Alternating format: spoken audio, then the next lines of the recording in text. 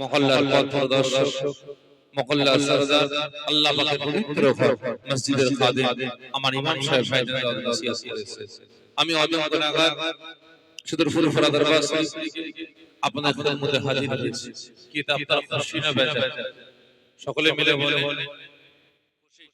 ঠিক বলছেন? খুশি তো? কতজন অখুশি হাত তুলবেন? আপনারা অখুশি ভাই?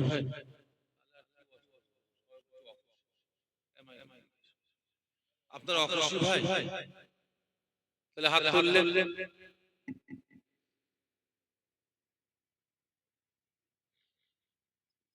আপনারা অখুশি?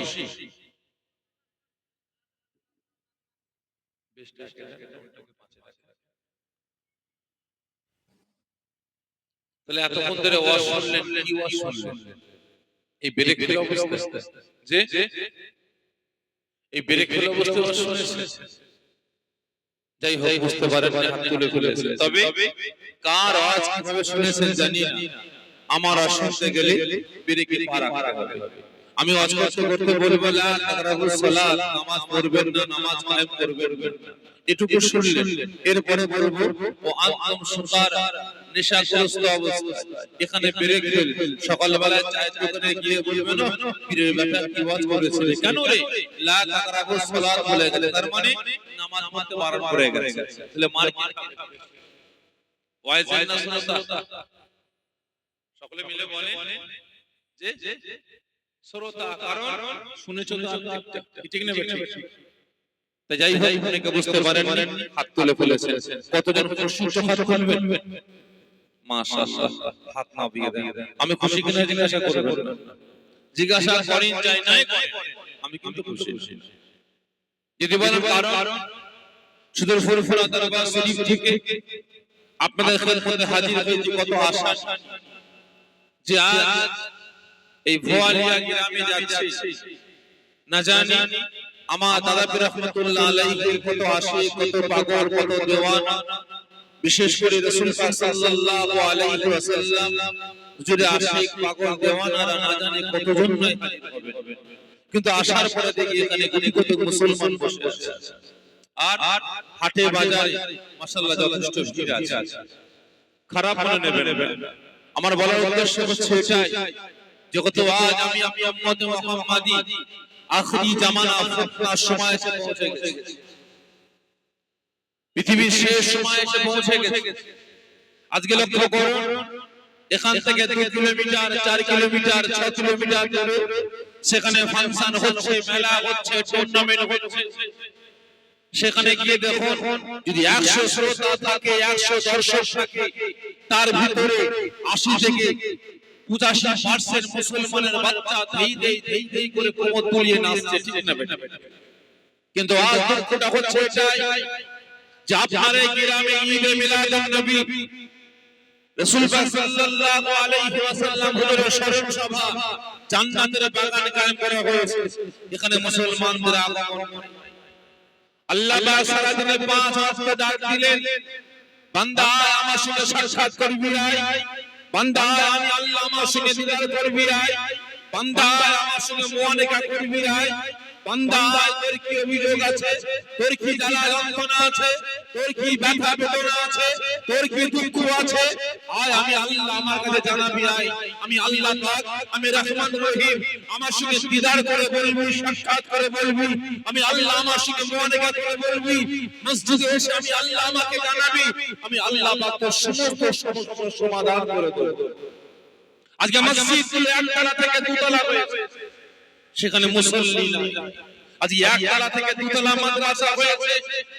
আজকে আপনার বাড়িতে বাড়িতে কোরআন পাক পড়ে আছে, নামাজের পাটি পড়ে আছে, কোরআনের শিক্ষা অর্জন করে এসে বাড়িতে বাড়িতে কোরআন পাক তেলাওয়াত করবে, 5 ওয়াক্ত নামাজ পড়বে।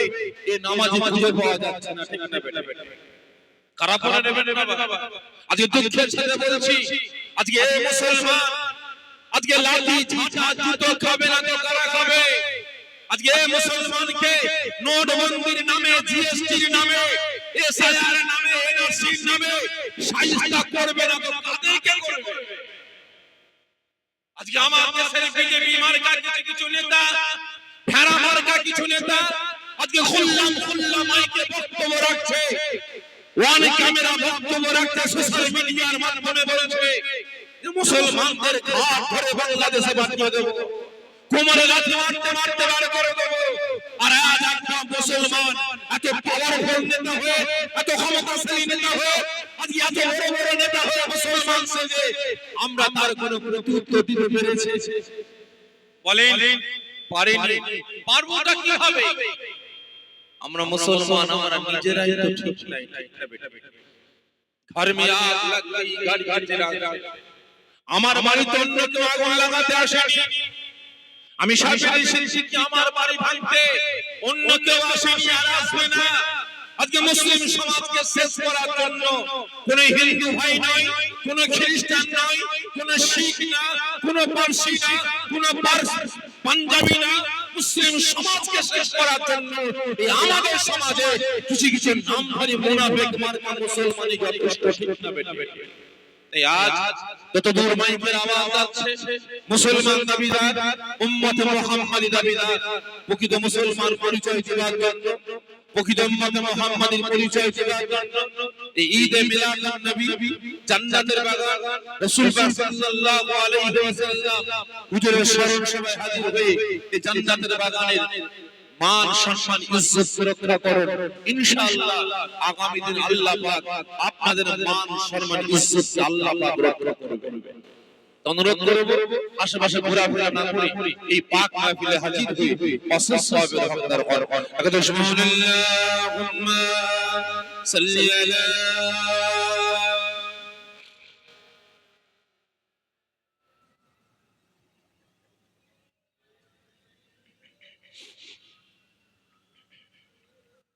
اللهم صل على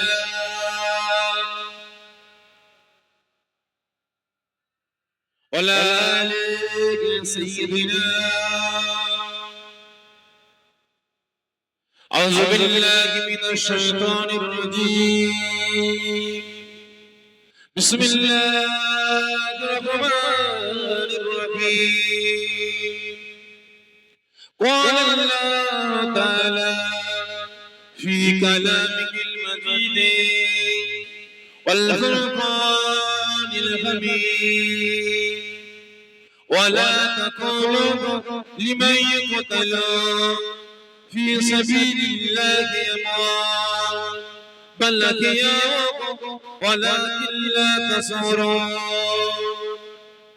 قال الله تعالى في كلامه المجيد والفرقان الحميد كل نفس ذائقة الموت. قال النبي صلى الله عليه وسلم من أحب سنتي فقد أحبني ومن أحبني كان معي في الجنة.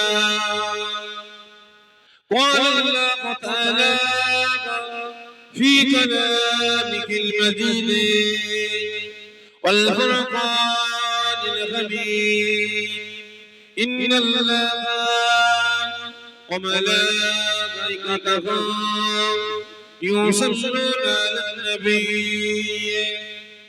يا أيها الذين آمنوا صلوا عليه وسلموا تسليما. اللهم صل على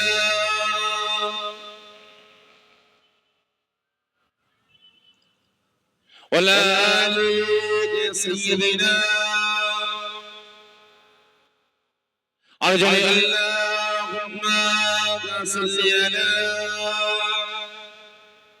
مولانا وعلى آل سيدنا.